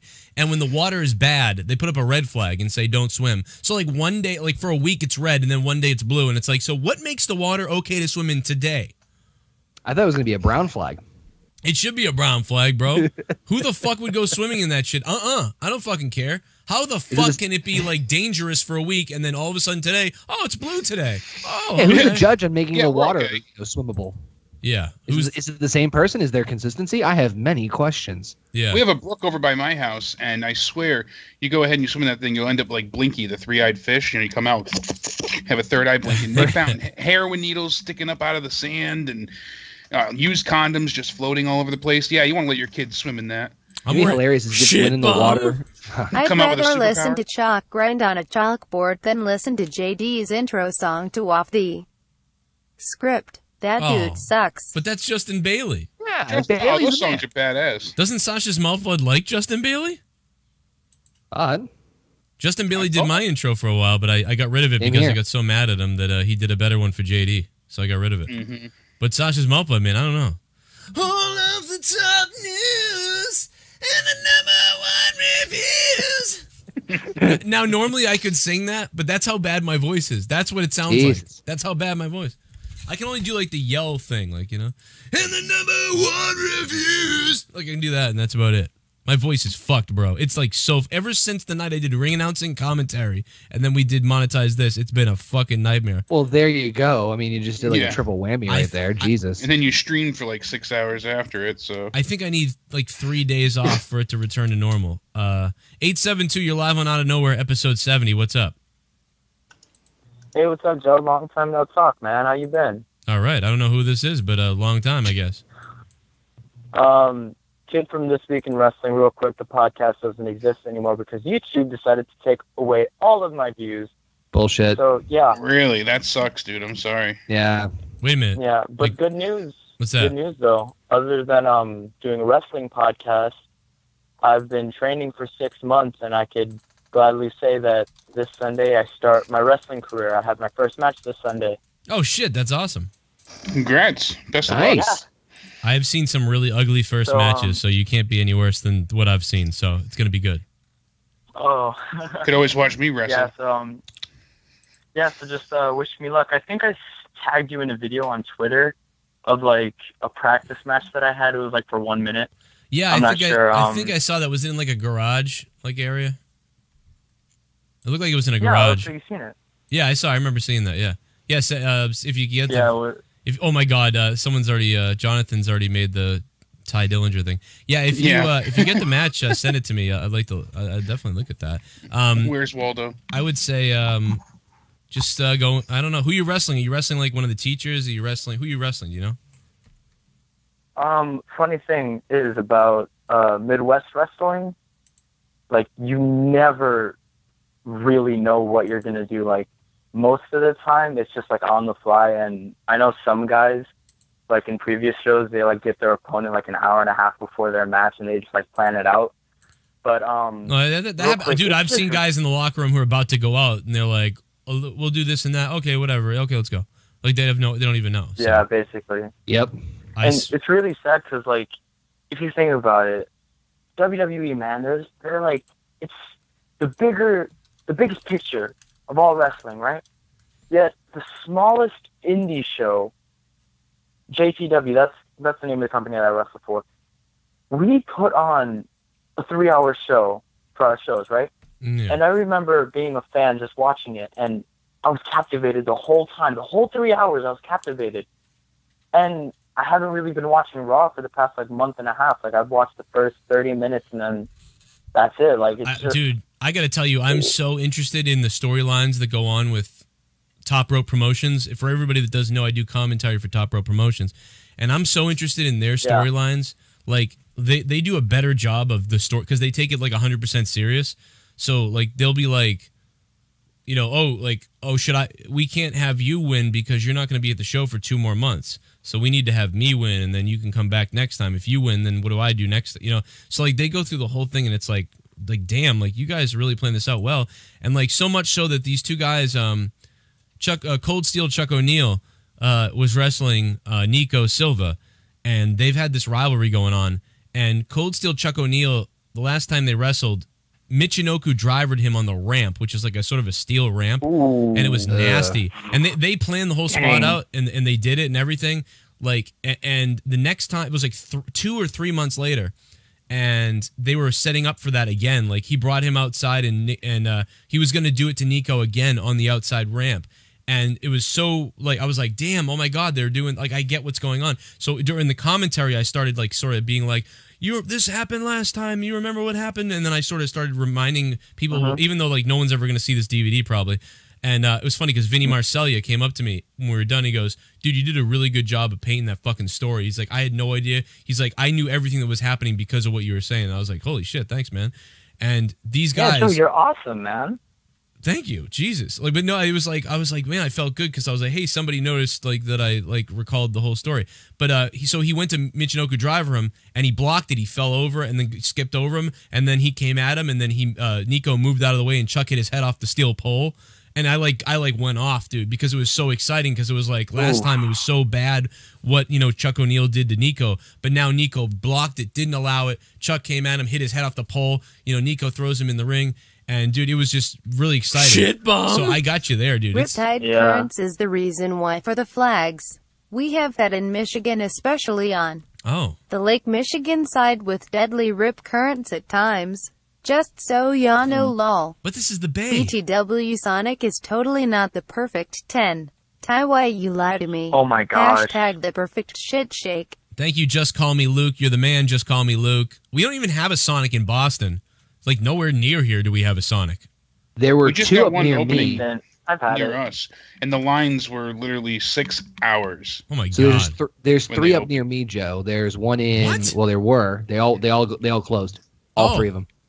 Jesus. I wonder why. Yeah, on the Ty Dillinger note, I don't know if you remember, Joe, but I remember calling in like a couple months ago, and I was saying it was when Ty Dillinger was in NXT. I remember saying, I was like, you know what? I feel like Ty Dillinger has a bunch of Zack Ryder vibes, where everybody loves him, he's super over, but then WWE just drops the ball with him and like doesn't allow him to get over. And it's weird because like, you know, how people are always like, oh, Vince McMahon likes guys that are handsome, that have a nice physique on them, and that are over. Like Zack Ryder, he's a handsome guy. He has no homo. He has a nice body. And then you have Ty Dillinger. He's super over. He has a good physique. He's a handsome guy. But then they're not doing anything with him. So it's just kind of confusing. Like, Yeah. why won't he push these guys, even though they obviously work hard and they're over with the crowd? Like when Look Zack at Ryder won Damian the Intercontinental Sandow. Championship, Just look at Damian Sandow. He It's was like over. the whole crowd is cheering for this guy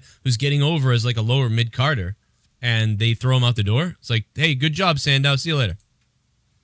By the like, way, I was thanks for working- all your effort. Yeah. Thanks for getting See you on the way out. I think they just completely credit Miz with it. They're just like, oh yeah, Miz did that. Whatever, Sandow, get the fuck out of here.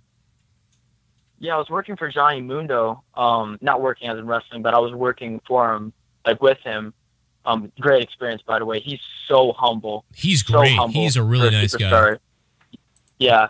So I was working for him up here in Chicago for his movie premiere, and I was talking to him about like his WWE time, and like it was just so weird. I was like, man, why did they never push you? Like I didn't want to ask that because it sounded rude, but like I was just wondering, like this guy, he's great physique, handsome, over as heck, Yeah. very athletic, but then they just never pushed him, and it's just very crazy what they do, and that makes me scared. One thing I I'll want say to do about wrestling full time. I think Mundo got way better when he got outside the WWE, and I mean, I'm literally talking about heck yeah. his wrestling ability, because I can remember for like a year, at least 2 or 3 years, I thought he was awful in the ring. I remember he was just so bizarre. Like I remember thinking he was terrible in WWE. Like the way he wrestled was terrible if you go back and look at it. But he got way better. Like he got way better. Like look at his They first. watered him down. No, I think he was just terrible at the beginning, and then he got way better. He just got better because I think he just walked into wrestling at that point. And I think he even if you listen to interviews with him, I think that's the same way. He was like a Trish Stratus when he started in WWE. Go watch the matches, Johnny Nitro. Like I fucking hated him. I thought he was garbage. Oh yeah. Like I mean his I thought you meant Morris. I wasn't sure. Yeah, John Morrison. He was terrible. Yeah, that's him. That's just another name he goes by. No, I mean I thought you meant like when he was John Morrison, like that character. No. I mean I know they're the same person, but like but Johnny Nitro. Okay, yeah, I know what you mean. Once he teamed with the Miz, it started getting better. And now he's now he's like really awesome. Like I mean, it's almost amazing. Go look at if you look at the matches, you'll be like, oh yeah, he sort of wrestled soft and scared and a lot of botches. Yeah, and his views and stuff were like weird. He wrestled like he was made of feathers. It was really weird. It was bad. And if you go watch it, you'll know what I'm talking about. But he got way better. Yeah, you wrestled too, right? Yeah, I wrestled for.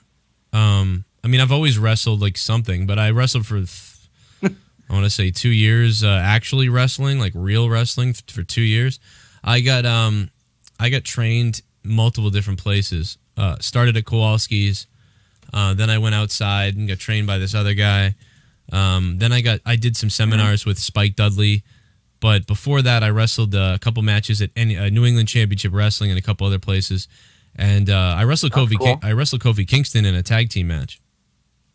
So that was cool. Oh yeah, I remember. You were saying that you worked with Kofi before. That's cool. It was only once, and I barely did anything in the match, and he barely did.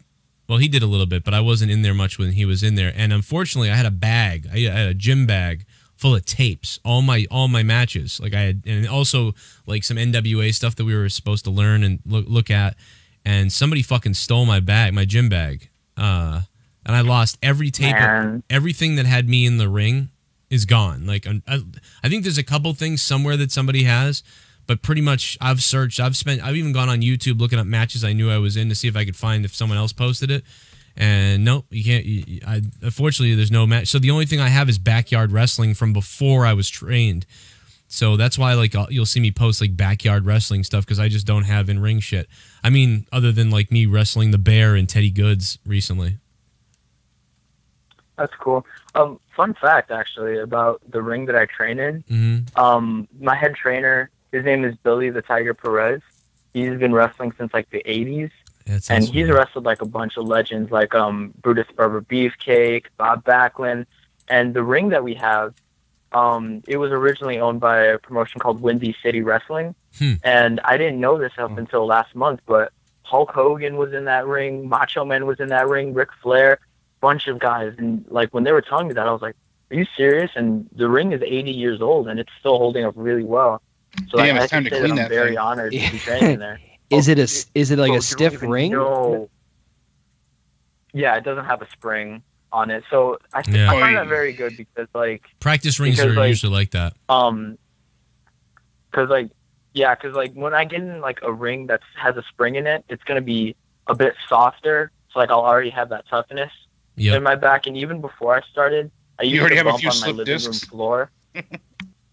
Yeah, it's like no, not yet. The ring that I wrestled the Bear and Teddy Goods in is Top Rope Promotions practice ring, and I noticed it when I was in the ring because I started doing stuff, you know, and I hadn't been in a ring in years, and I get in there and I'm bouncing off the ropes and dropping elbows on the Bear, and I was like, damn, I was like, this fucking ring is stiff, dude. Like, because then I was at Brockton before the show started, fucking around with Chris Escobar and Mike Bennett, and Mike Bennett, and we were fucking around, and I jumped over Mike Bennett and then landed on my back, and I was like, and I hit the ground, and I was like, damn, that feels all right. And it still, you know, it still kind of hits you, but I was like, damn, I was like, dude, this ring is so much better. And then I said it out loud, and then one of the guys was like, well, dude, that's the practice ring. It's all jacked up for the studio, so you know, obviously. And I'm like, oh fuck, you're right, dude. I didn't even think about that. I was coming off the top rope with my knees, and I had a bruise on my knee for like 2 weeks, and I was running around. I mean, you know, guys my height anyway, it sucks for me because I weigh like 200 pounds, and it's like, you know, rings don't quite give as well. You almost rather be 240 or 230 because the ring gives more for your weight. Where if you're lighter, you just smack it and it don't fucking give. Yeah, I'm 150, 15 years old. Oh Jesus, and 5'4". Yeah, that ring's gonna kill you. And the youngest. Yeah, but you know what? You have less impact at least. Yeah, but speaking of separated, like practice, the owner, Lewis, he trained with Mustafa Ali, which I find really cool. Yeah, Mustafa's awesome. He has a messed up back. Yeah, I'm not surprised. Oh, sure. Think about the Big He Show. has a messed up back, man. Well, dude, let me know when you get that match under your shit. Send me the video if you get it, and tweet me on Twitter when you do it and everything. I'm gonna let you go. Thank you so much for the call, bro, and hope you good luck with that first match. I saw a couple horrible first matches recently, and some of the guys that had their first matches recently fucking quit, and I was like, man, are you kidding me? Like, I can't believe they quit. Like, I never, you'll never have a worse match than that, probably, unless somebody gets hurt or something. Yeah, unless you really fuck up, but it's only up from here. And it wasn't that bad either, and some of these people quit, and I was like, oh, man.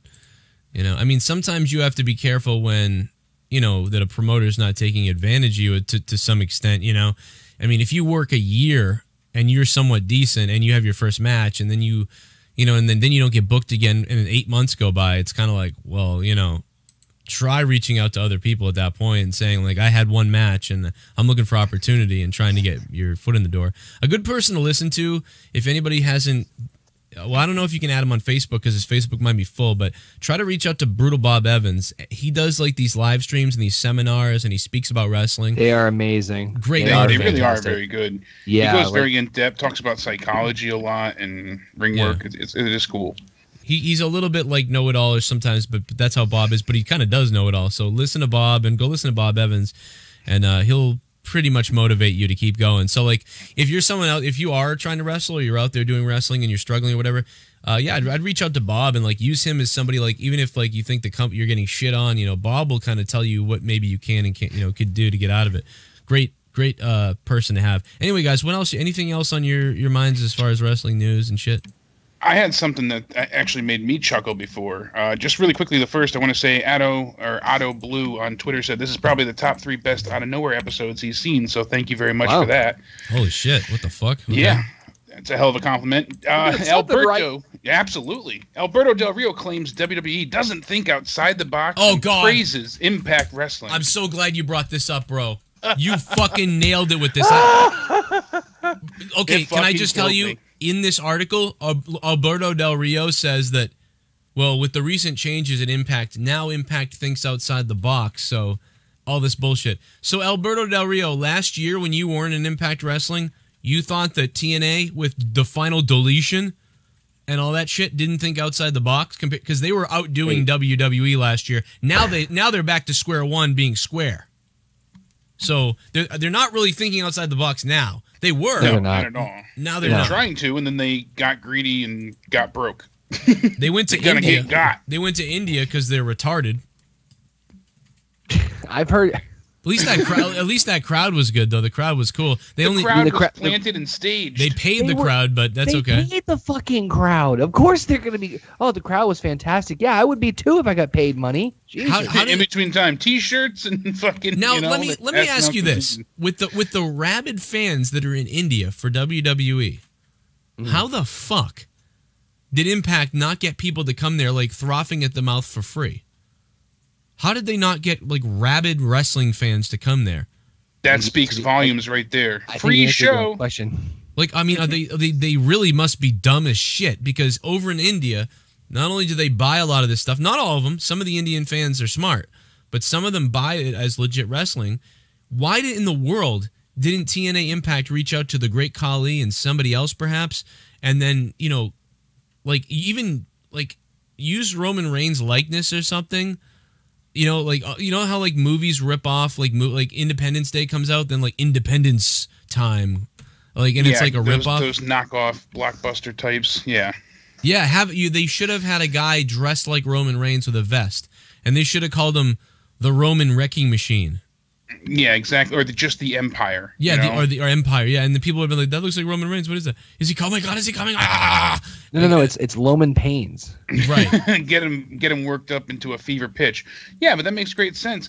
But the article is so self-serving, and you figure he would keep his mouth shut right now, knowing that his, you know, soon-to-be wife, I guess, if you even want to call her that. I mean, you have to be, but you have to be re-debuting soon. You have to be a corporate shill, like fucking moron, to say that now TNA is outside the box, but a year ago it was not outside the box compared to WWE. But the comments that he makes, he's like, well, everybody does what that, he's referring to WWE, what that company does. They don't think outside the box. Impact does. With the new owners, new talent, they're trying to do something different. They want to reach out to the Latino fans and Indian fans. Fuck you. That's the furthest from the truth possible. Wanted to reach it's out. insulting. They were forced to because of the deal they made. All they do, they're working with Jeff Jarrett. I mean, Jeff Jarrett's there. Jeff Jarrett sticks his hand in every pot and gets no results from it usually. Justin Bailey in the chat said, they could have had Camel Friday. Bring your own camel. Exactly, but it is ridiculous. It was so insulting to hear him say that, and you figure, like I said, he'd lay low right now, knowing that Paige is trying to return. He's only going to make it more difficult for her. I think that's the point. I mean, I think he just hates them. Because she could be like, if you say anything again, I'm leaving you, or something like that. She don't care. They don't care. Now, Joe, one more thing. She should start burying TNA. That'd be funny if she was like, well, that would be good. That company is not even on the map for anybody, That would be fantastic. I would love to see her in like a little shoot interview talking about how they're lacking direction currently. Yeah. Yeah, they're going to India to escape. There's always a finisher that you despised, Joe. You hated the People's Elbow. You've always said, it was just not a great finishing maneuver, which I agreed with, but I never thought it was that bad, but I never really saw it as the be-all, end-all to a match. But Triple H was interviewed recently, and he calls The Rock's People Elbow the hokiest move in wrestling history. I brought this up in my video today, actually. It's Did you? It's the worst. Yeah. I said that move only drove me nuts. It only drives me nuts when he used it as a finisher. Right. Don't mind it if he uses it. Hated it as a finisher. and the hokiest move, well, then you'd have to call John Cena's 5-knuckle shuffle equally as hokey. It's the same thing. Wait, but that's at least a set. But that's a setup, though. Well, but still, it's still hokey. He didn't say that. He No, didn't I say agree. it as a finisher. Yeah, right. But yeah, I mean, I think it's just as hokey. So No, I agree. I think if you use it as a finisher, it's fucking. It's a bit ridiculous. But yeah, used as a finisher is a fucking joke. Right. Yeah, and what killed me though on this is to hear how it actually started.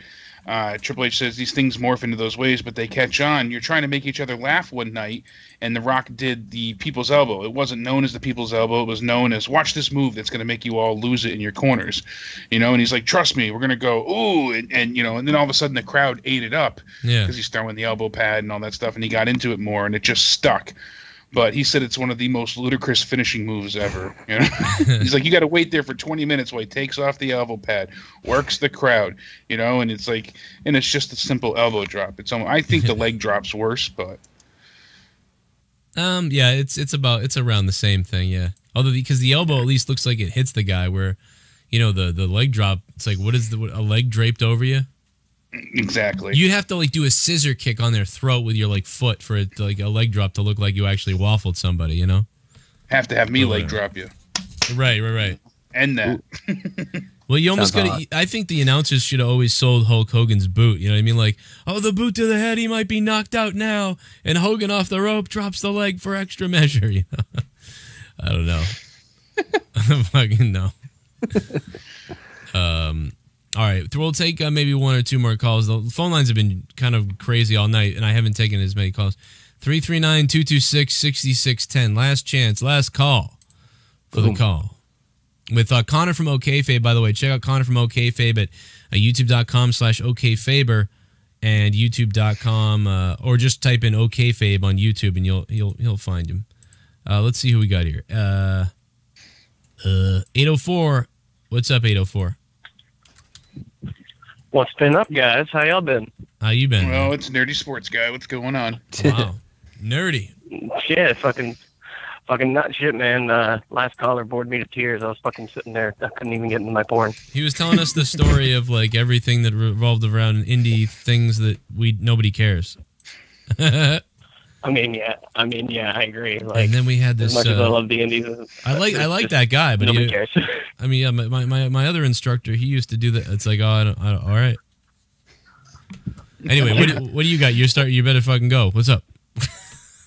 Nothing, man. I was just saying, you guys are probably going to bed for the night. I don't know. I haven't been able to fucking follow because of my shitty Wi-Fi. What have you guys been talking about with Bray? Like, where's your stance on him? Last I checked, like, you guys were like done with him. Like, you guys were kind of tired with hearing him. I can't stand him. I'm such a mark for him that I'm such a mark for him that I still think if they give him one match against an important enough guy, it could help. But Hold on, right there. I got to cut you off. You're going to say against an important enough guy. Who? Pick somebody. Yeah, at this point, it's like, I mean, shit. If it wasn't, that's the only one I know. Exactly. I know. And then what happens? I'm throwing that out there, Jake. I'm completely agreeing with you. I'm literally, that's the only one I can fucking think of. If he beats Brock Lesnar, it might be, but they would never let that happen. No, so anybody else he could beat. If he beats Strowman, it's probably going to be through some nefarious means, and then they'll work it into a stupid angle. They'd ruin it. They'd have, so I'm even insulted. that, I don't think there's anybody he could face right now that would elevate him. I'm insulted every time he speaks. I completely agree. And like the only other name that I could throw out there is, again, somebody that they wouldn't even risk doing this to is The Rock. And shit, they're probably just saving him for Roman. We all know that. So yeah.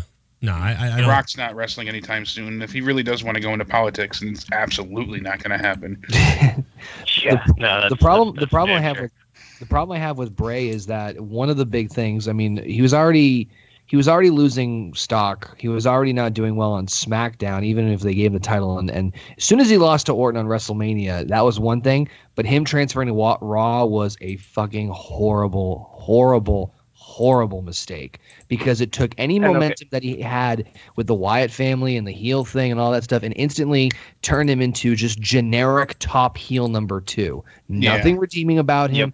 Nothing, no entourage with him, nothing that is it's just him talking. And as much as his promos are interesting and in some regards, he might spew an interesting line now and then, it's rinse, lather, repeat. It's the same fucking thing over and over. And how can we get invested in someone who we know this routine and nothing's going to come of it? He's going to be stagnant, pretty much in the exact same fucking space. Connor, your reckoning is coming. You know, the end of days is near. And hey, confirm, deny, or agree or disagree. Do you think the company or anybody backstage gave enough of a shit about what he did with like his wife and JoJo? Do you think that might have gotten him heat backstage with somebody? No, because he was already. No, you don't think so? This has nothing. So. He was already way buried before this. I mean, a long time ago. Yeah, he's buried in fucking JoJo's pussy. He should have won at Mania, and then Jinder should have beat Bray, and it should have been Bray and Jinder that went back and forth and had this. Yep. And on a side note, I don't want to see Randy Orton facing Jinder Mahal for the third time in a Punjabi prison match.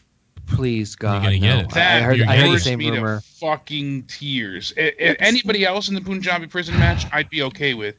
But I wasn't even a fan of the match. And like I said, Joe, you were right. I went back and I was like, all right, it wasn't so much the match itself. It was the participants, Great Khali, Big Show, everything in that, scope of things. The match itself, it's just it's a wooden cage, but it's not a bad idea. But no, I do not want to see Randy fucking boring Orton go against Jinder again.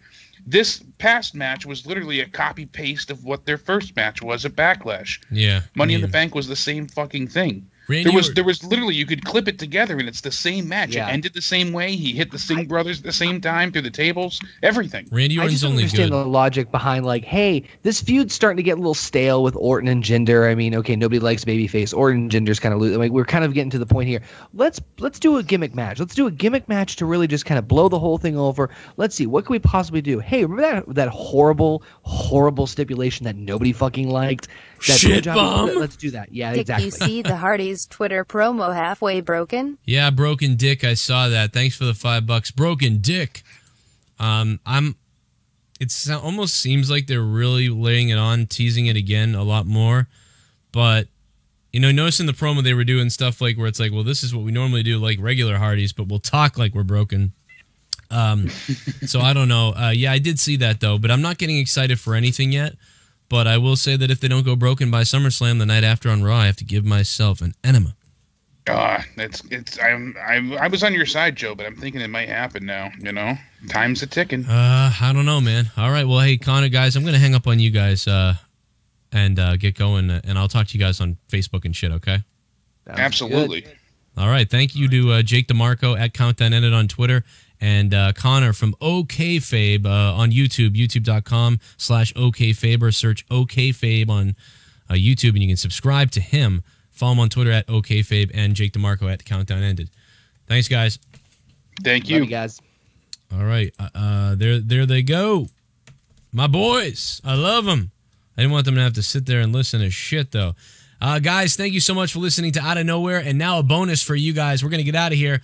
And a bonus for you guys. Enjoy this bonus part of Corrupted episode 4. It's also uploaded to the channel, so you can go listen to it over there. But for right now, it's Corrupted episode 4. If you guys want to listen to Corrupted, become a patron on patreon.com/Joe Cronin Show. For just even $1, you can hear the show every single time. You can hear it live at 1 a.m. on Saturday nights. And then we upload it the next day for all patrons. And then everybody else hears clips of the show on iTunes and places like that. But it's a 2-hour show. Enjoy it. Corrupted episode 4 bonus. You're listening to the Corrupted Podcast. Hey, did you know that it's Captain Picard Day? Captain Picard. You're listening to the Corrupted Podcast. Hey, did you know that it's Captain Picard Day? Captain Picard. Yeah, I'm not joking. It's Captain Picard Day. Really? Shall take pushes in calls for 500. Yeah. Shields up. That's like Sean Connery. I don't know what the... Shields up, cunt. Commander. Hey, for real, I'm getting the fuck out of here. I'm over this shit. Yeah, you like, should. I want to go in the fucking house. Like, I'm over it. Yeah, your guns are in there. Go inside, have some ice cream. Go inside. That's right. I can't. I left it out last night. Yeah, go inside where the guns are, man. You know your wife yelled at you for wasting all that food. I wasn't going to talk about it, but it was brutal. I knew it. What did he do? My Father's Day weekend turned into Quiche fucking yelling at me in the morning. I knew it. Oh, it is Father's Day. I can do whatever I want today. Or today. Well, we had to do like my shit today because I work third shift. So like, you know, I'll be sleeping a lot tomorrow. And she woke up this morning and like she was like laying my gift on the fucking table, you know. So when I go in to like make my coffee in the morning, I'd see the Out of gift. the fucking food. She goes in there. Well, first of all, she sees me on the couch with fucking puke on my shirt. Oh. Then she goes in the kitchen and sees all the fucking like $40 worth of shit on the table that obviously gone bad overnight. And so she wakes me up. She's like, hey, wake up. I'm like, what? What? You know, I'm all fucking hungover as shit. I wake up and she's all like, what happened last night? And I was all like, what's that smell? And she was like, that's you. You have puke all over your shirt. Get off the couch. She like freaks out. Oh my God. And I'm like, I'm really sorry. Because I don't usually do that. And I was all like, yeah, I wouldn't think you would like, oh shit, I'm sorry. And she was like, what the hell happened in the kitchen? She's like, what are you doing? Making a sandwich? And then you said, screw it halfway through and you went back to sleep? You should have told her you sleepwalked. You should have told the fucking animal out back that was eating your throat made the sandwich. That hadn't happened. It was fucking disgusting. Start freaking her out and just say, start talking crazy. Like, go inside and be like, I was just outside and the peanut butter left my brain for the second time. What?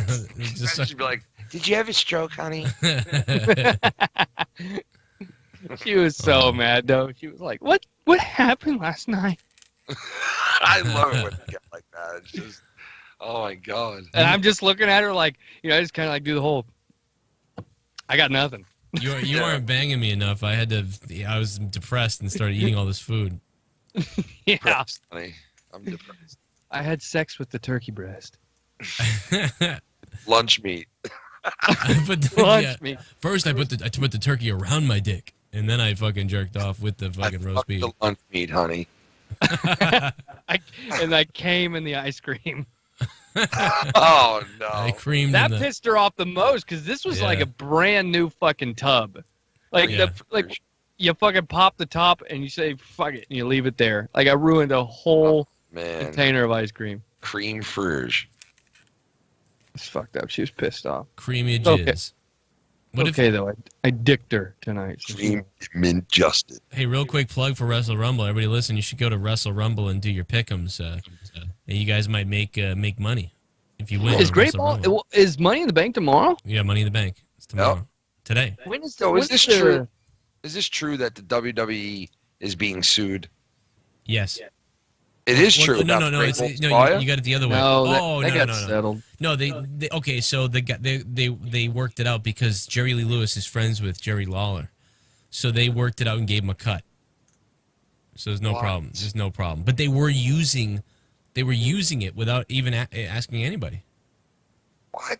What the fuck are they thinking? It's like I don't know. Like how could they fucking? They're so quick to fucking slap all kinds of copyrights on things that they could go out and just blatantly use a song like that without even asking. I don't know. Well, they probably figured JerryLee Lewis was fucking old and senile and never hear it.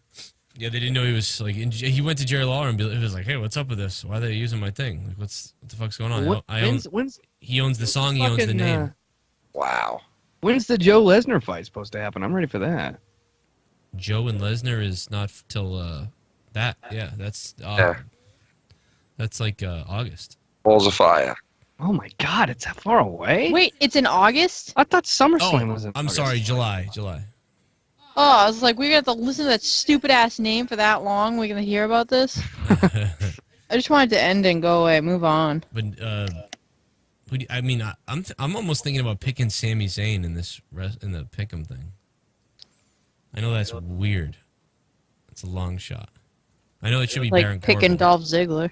No, I wouldn't. I actually thought about him too because he's already won before. He's not going to win. I know. Neither is Sami Zayn. Well, it's either otherwise AJ Styles, Baron Corbin, Shinsuke Nakamura, Kevin Owens. I say Baron Corbin. Yeah, Baron Corbin is definitely the #1 pick. But I want to be different. All right, well, get the fuck out of here, everybody. What are we doing? Yeah, going away. I'm going inside and locking my fucking door and grabbing my shotgun. Sleep with that gun, man. And the kid wake up and shoot you in the head in the morning. I'm suing you, motherfucker. You're going away for manslaughter. Manslaughter. I don't have a big enough forehead like this bitch. Man, she's creepy looking. I'm gonna manslaughter her. I'm getting the fuck out of here, guys. All right, man. All right, dude. Right, take care. Good night, guys. Hey, Ken, I'll let you go, man, too. I'll let everybody get out of here. I'll talk to you tomorrow, though. Everybody. Talk to you guys. You're listening to the Corrupted Podcast. To listen to full 2-hour episodes of Corrupted Podcast, please visit patreon.com/Joe Cronin Show. By supporting with at least $2 a month, you'll get full access to every single episode of Corrupted Podcast, plus be able to listen to the live recordings of it with behind-the-scenes stuff that other people don't hear. And of course, you'll get it delivered right to your Patreon and email account the second that the episode is rendered and up and available for other patrons. And of course, for just the $2 at least a month, you will be supporting the show and help keep it going. Corrupted Podcast, available on patreon.com/Joe Cronin Show. Listen to free samples of Corrupted Podcast on youtube.com/Corrupted Podcast and on iTunes. All the links are down below or in the information box of this video. And if for some reason you can't stand Patreon, then episodes will be available for individual purchase right here on YouTube and on the website that will be launching soon.